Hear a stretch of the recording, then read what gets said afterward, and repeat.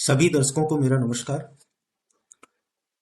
आज इस वीडियो के माध्यम से हम बताएंगे कि किसी भी कर्मचारी की सेवा पुस्तिका में करेक्शन किस किस स्तर से हो सकता है और क्या क्या करेक्शन किस किस लेवल से होगा और किस प्रकार से होगा। बेसिक शिक्षा विभाग में अभी तक संशोधन जनपद स्तर से बंद कर दिया गया था, क्योंकि वहां की करेक्शन आईडी बंद कर दी गई थी। विभाग द्वारा अभी आदेश किया गया है कि 31 दिसंबर 2025 तक के लिए करेक्शन आईडी ब्लॉक स्तर पे ओपन कर दी जाए। तो हम लोग उसको आज या कल तक खोल देंगे और उसके उपरांत बेसिक शिक्षा विभाग के सभी कर्मचारियों का करेक्शन ब्लॉक स्तर से संभव हो जाएगा।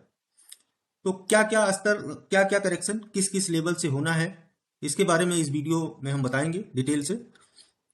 अभी तक अगर आप लोगों ने मेरा चैनल सब्सक्राइब नहीं किया है तो कृपया इसको सब्सक्राइब कर लें, जिससे आपको हमारी नई वीडियो, जो नई सूचनाएं आती हैं विभाग की तरफ से, तो आपको जल्द से जल्द मिल जाया करे। ये वीडियो जो है आपको, आप यदि शिक्षक हैं तो शिक्षक के लिए भी है, शिक्षा मित्र हैं तो उनके लिए भी है, या आप इस्टेब्लिशमेंट का काम देखते हैं तो उनके लिए भी उपयोगी है।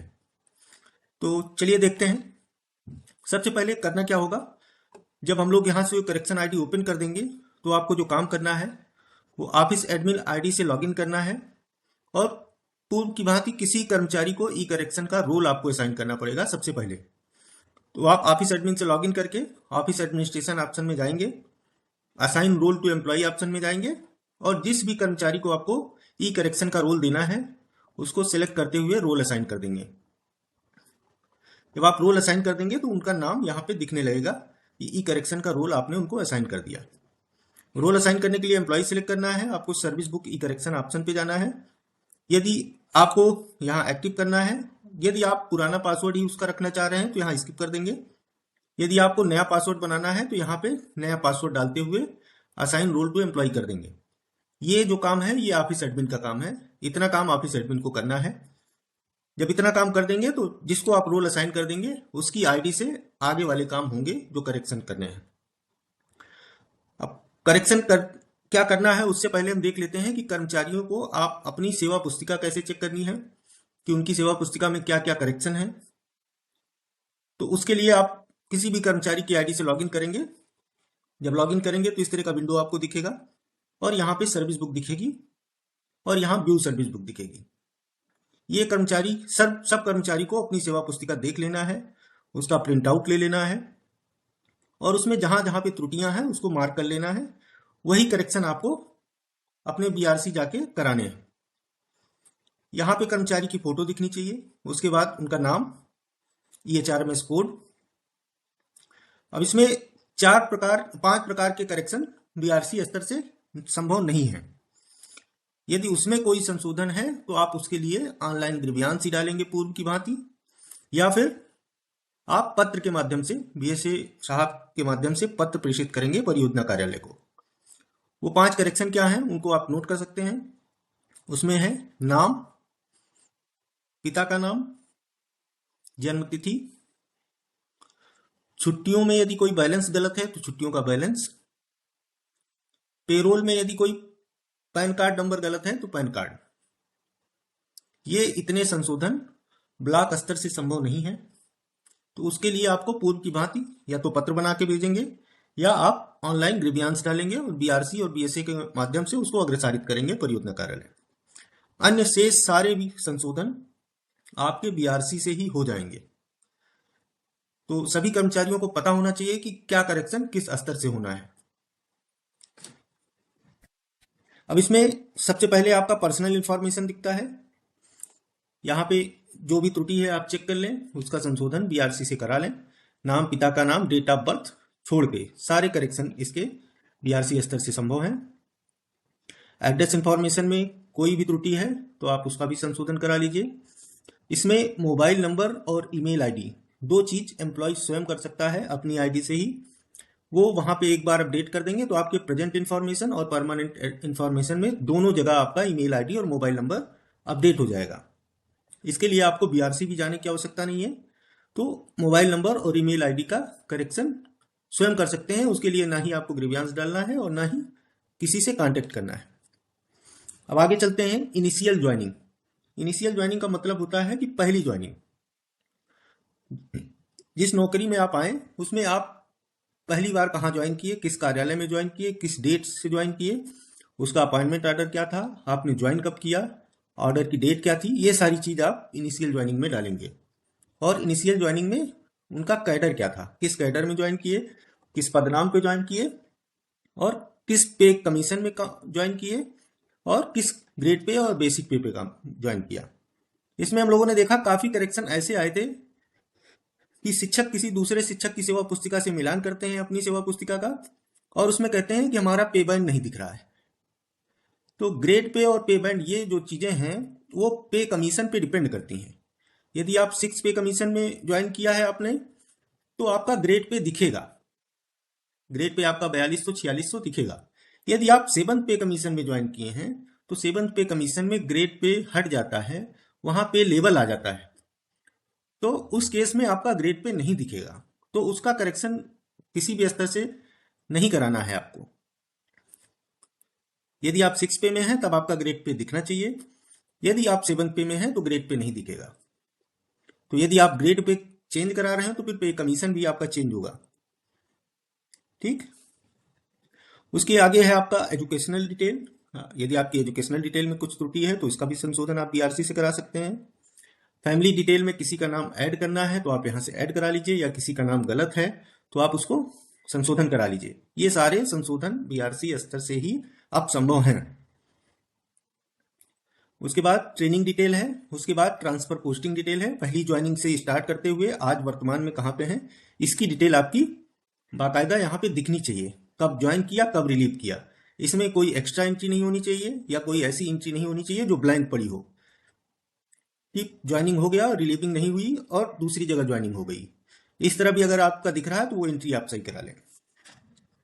सेक्शन एच में आपका इनिशियल ज्वाइनिंग की डिटेल है, या फिर जितने आपके इंक्रीमेंट हुए होंगे ये सारी डिटेल आपकी section H, H A, H B या एच सी में दिखेंगे। तो किसी भी कर्मचारी की जितने इंक्रीमेंट हुए हैं, जितने प्रमोशन हैं, जितने डिमोशन हुए हैं, या कोई टर्मिनेशन हुआ है, तो ये सारी एंट्री आपकी यहां पे दिखनी चाहिए सेक्शन एच में। सेक्शन आई में आपका लीव डिटेल दिखती है, जितनी लीव आपकी क्रेडिट हुई है या जितनी डेबिट हुई है वो सारी डिटेल होनी चाहिए। आपने जो आपका जो भी बैलेंस दिख रहा है वर्तमान, उसके अतिरिक्त जितनी भी छुट्टियां आपने उपभोग की है उसकी एंट्री यहां पे दिखनी चाहिए। यदि आपका मेडिकल बैलेंस 360 अभी दिख रहा है तो 5 दिन का मेडिकल की एंट्री यहां पे आपको दिखनी चाहिए। यदि आपने ऑनलाइन लिया है तो उसकी ज्वाइनिंग कराइए, यदि आपने ऑफलाइन लिया है तो उसकी एंट्री करा के वेरीफाई करिए। यहाँ पे नॉमिनी डिटेल आपकी दिखनी चाहिए। यदि आपको कोई अवार्ड मिला है तो अवार्ड डिटेल यहाँ पे दिखेगी। यदि आपके खिलाफ कोई विभागीय कार्रवाई हुई है तो उसकी एंट्री यहाँ पे दिखेगी। तो सभी कर्मचारी अपनी सेवा पुस्तिका प्रिंट आउट निकाल के चेक कर लें, क्योंकि ये आखिरी बार टाइम दिया गया है 31 दिसंबर। उसके बाद जो भी करेक्शन होंगे फिर से राज्य स्तर से ही होंगे, और उसमें स्पष्टीकरण जरूर मांगा जाएगा कि अभी तक आप लोगों ने अपना करेक्शन क्यों नहीं कराया। तो सेवा पुस्तिका आप मिलान कर लीजिए एक, और दूसरा कर्मचारी अपनी फैक्ट शीट देख निकाले और फैक्ट शीट से भी मिलान कर ले कि यदि फैक्ट शीट में भी आपका कोई डाटा त्रुटिपूर्ण दिख रहा है तो उसका भी संशोधन करा लें। फैक्ट शीट आपका पब्लिक विंडो से निकल जाता है, इस प्रकार आप निकाल के इसको भी चेक कर लीजिए कि इसमें यदि कोई त्रुटि है तो उसका भी संशोधन आप समय रहते करा लें। अब आगे हम देखते हैं कि करेक्शन किस किस ऑप्शन का करेक्शन कहां से किया जाएगा। तो जो करेक्शन आईडी हमने बताया बीआरसी स्तर पे करेक्शन आईडी होती है। जब वो करेक्शन आईडी से लॉगिन करेंगे तो यहाँ सर्विस बुक ई करेक्शन ऑप्शन से दिखेगा जब लॉगिन करेंगे। अब यहां से जाएंगे तो सर्विस बुक ऑप्शन में ये 3 ऑप्शन आपको दिखेगा। पहला फिल सर्विस बुक, दूसरा व्यू प्रमोशन हिस्ट्री, और तीसरा व्यू सर्विस बुक। यहाँ फिल सर्विस बुक ऑप्शन के माध्यम से किसी भी कर्मचारी का करेक्शन आप कर सकते हैं जो आपके यहाँ कार्यरत हैं। यहाँ पे 2 ऑप्शन दिया गया है, पहला है सर्च बाय कोड और दूसरा है एम्प्लॉय लिस्ट। तो यदि कोड आपको पता है तो कोड से आप सर्च कर सकते हैं, कोड नहीं पता है कि किसका आपको संशोधन करना है तो आप यहां से सर्च कर सकते हैं। अब जो कर्मचारी वेरीफाइड है वो आपका रेड कलर से दिखता होगा, आप यहाँ पे जिसका करेक्शन करना है उनको सेलेक्ट करेंगे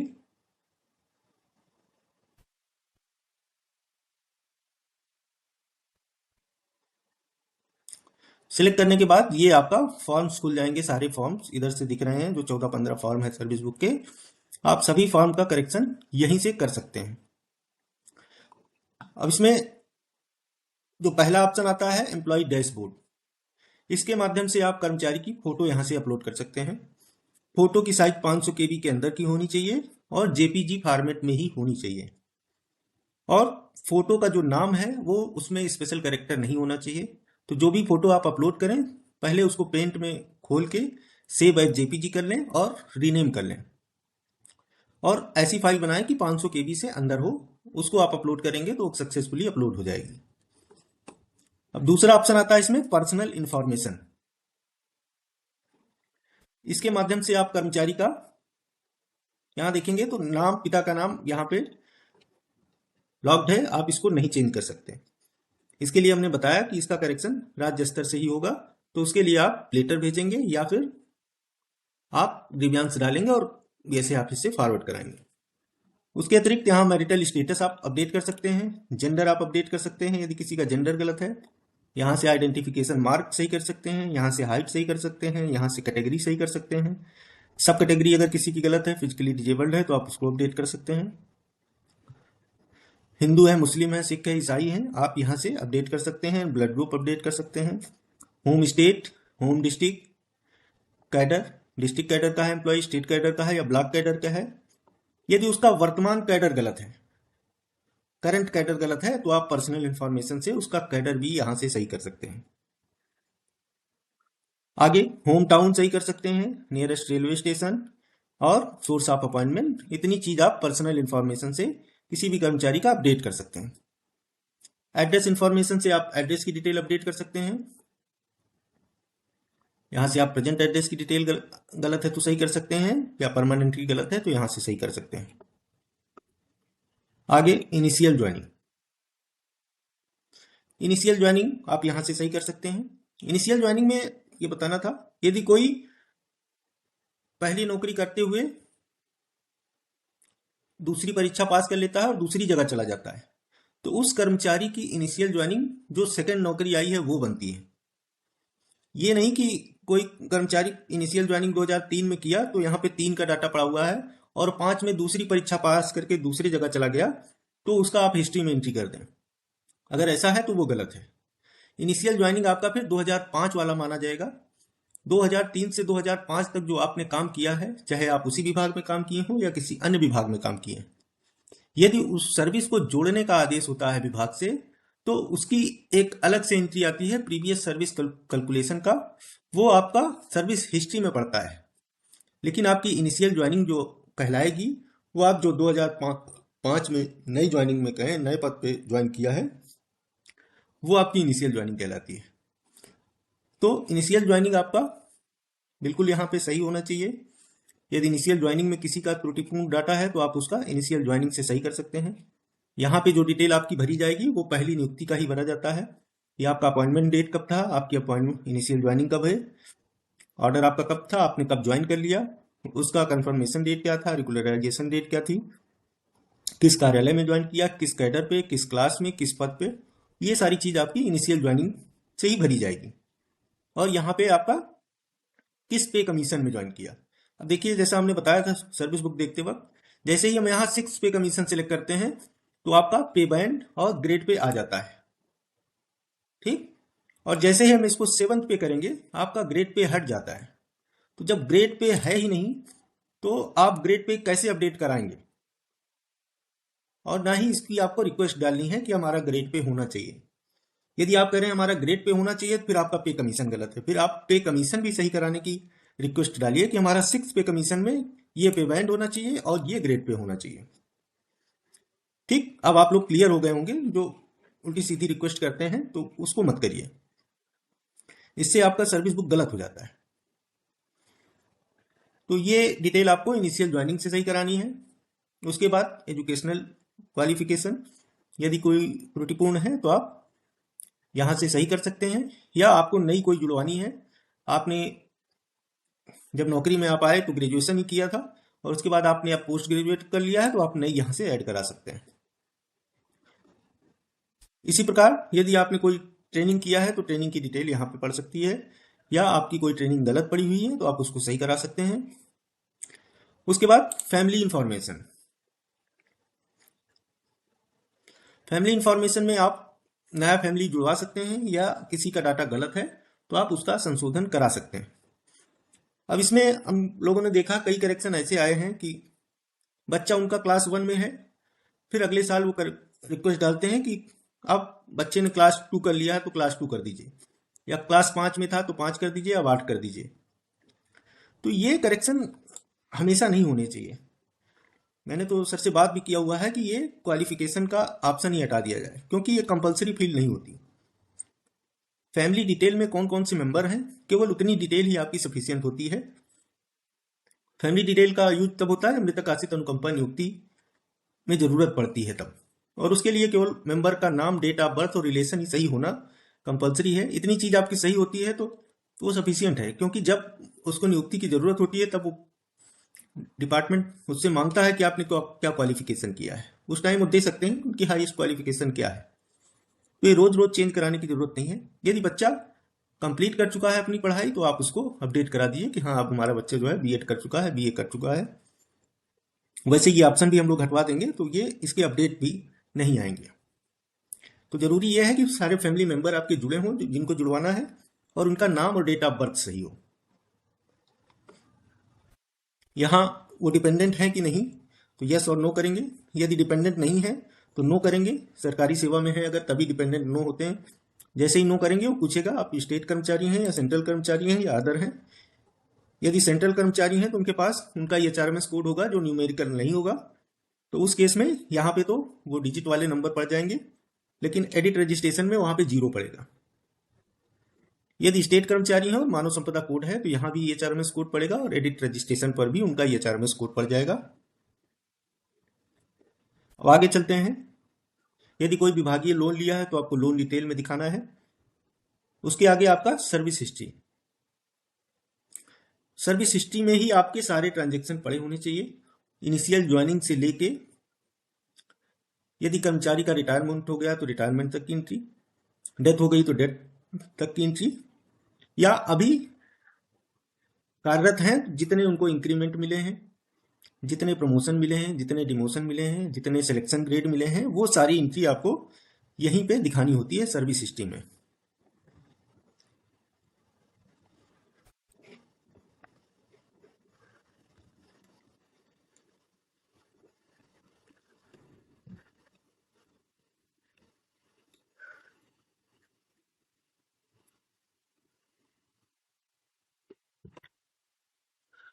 इसमें देखेंगे तो सारे ट्रांजेक्शन आपको दिखेंगे। जैसे एसीपी लगी है तो एसीपी की एंट्री, आपकी पुरानी सर्विस जोड़ने का आदेश हुआ है यदि डिपार्टमेंट से तो आपका प्रीवियस सर्विस कैलकुलेशन, कोई ऑर्डर कैंसिल हुआ तो कैंसिलेशन ऑर्डर, कंपलसरी रिटायरमेंट आपने लिया तो कंपलसरी रिटायरमेंट, कॉन्ट्रैक्ट टर्मिनेट हुआ है तो ये, कोई कोर्ट का आदेश है तो ये, डेथ हुई है तो डेथ की एंट्री, डिमोशन हुआ है तो डिमोशन, कोई डिपार्टमेंटल एग्जाम आपने पास किया है तो उसकी एंट्री, यदि आप डेपुटेशन पे किसी दूसरे विभाग चले गए हैं तो डेपुटेशन की एंट्री, डिसमिसल फ्रॉम सर्विसेज हुई है तो यहाँ पे उसकी एंट्री, कोई ट्रेनिंग से आप एग्जम्प्ट हुए हैं तो उसकी एंट्री, यदि आपने धारणा अधिकार लिया है तो एग्जिट ऑन लियन की एंट्री, कोई फैमिली प्लानिंग आपने की है तो उसकी एंट्री, फुल पे सस्पेंशन है या हाफ पे, या आपको सस्पेंशन के केस में आपको सस्पेंशन ऑर्डर ही डालना है बेसिक शिक्षा विभाग में, उसमें फुल पे सस्पेंशन और हाफ पे सस्पेंशन आपको नहीं डालना है। इंक्रीमेंट आपके जितने भी हुए हैं हर साल के एक इंक्रीमेंट, तो आप उसकी एंट्री यहाँ कर सकते हैं। इसी प्रकार से आपके सारे ट्रांजेक्शन आपको यहाँ पे मिल जाएंगे, वो आपकी सेवा पुस्तिका में अंकित भी होने चाहिए। उसके आगे आपका बैकलॉग लीव डिटेल। जैसा हमने बताया था यदि आपके पास 300 का बैलेंस दिख रहा है मेडिकल में तो 65 दिन की एंट्री आपको मेडिकल की यहाँ पे दिखनी चाहिए कि कब से कब कितने दिन की मेडिकल लिया है वो कर्मचारी। तब जाके आपका सर्विस बुक कंप्लीट होता है कि आज आपके पास 300 मेडिकल का बैलेंस है और 65 दिन की एंट्री आपकी सेवा पुस्तिका में दिख रही है। यदि यहाँ भी डाटा आपका गलत है, कुछ छूटा है, तो आप उसको पूर्ण करा लीजिए। और आगे बढ़ते हैं इसमें डिपार्टमेंटल प्रोसीडिंग। यदि किसी के खिलाफ विभागीय कार्रवाई हुई है, पूर्ण हो चुकी है या चल रही है तो आप उसकी एंट्री यहां से कर सकते हैं। एंट्री करने के लिए आप डेटा एंट्री का यूज करेंगे, करेक्शन के आईडी से एंट्री नहीं होगी। और नॉमिनी, यहाँ पे आप जिसको भी नॉमिनेशन कर रहे हैं आप उनको नॉमिनी ऐड करा सकते हैं, या किसी का गलत है तो उसको आप अपडेट करा सकते हैं। अवार्ड डिटेल यदि आपको कोई मिला है तो उसकी एंट्री यहाँ से करा दीजिए, या फिर गलत पड़ा है तो अपडेट करा लीजिए। कोई डॉक्यूमेंट आपको अपलोड होने से छूट गए हैं तो आप डेटा एंट्री से अपलोड करा सकते हैं। पास्ट पोस्टिंग डिटेल, यदि आपकी किसी भी कर्मचारी की पास्ट पोस्टिंग डिटेल गलत है तो आप इस ऑप्शन के माध्यम से उसको एडिट या डिलीट कर सकते हैं। यदि गलत पड़ी है तो डिलीट करा दीजिए, या उसमें कोई त्रुटि है तो आप एडिट करा के उसको सही करा लीजिए। सारा संशोधन पूर्ण होने के बाद एक बार उसको डेटा एंट्री आईडी से सबमिट करके उसको पुनः वेरीफाई अवश्य करा दें, ताकि आपका जो सर्विस बुक है वो अपडेटेड हो जाए। तो इस तरह से आप सभी कर्मचारी अपनी सेवा पुस्तिका का मिलान करा लें और जो भी त्रुटिपूर्ण डाटा है उसका संशोधन बीआरसी स्तर पे सबमिट कर दें, और 31 दिसंबर से पहले अपना संशोधन पूर्ण करा लें, ताकि आपको परेशानी का सामना ना करना पड़े। और यदि आपने अभी हमारा वीडियो देख लिया है और सब्सक्राइब नहीं किया है तो कृपया सब्सक्राइब कर दें, जिससे हमारी अगली वीडियो आप तक पहुंच सके और हम नई नई वीडियो इसी तरह आपको बना के भेजते रहें। धन्यवाद।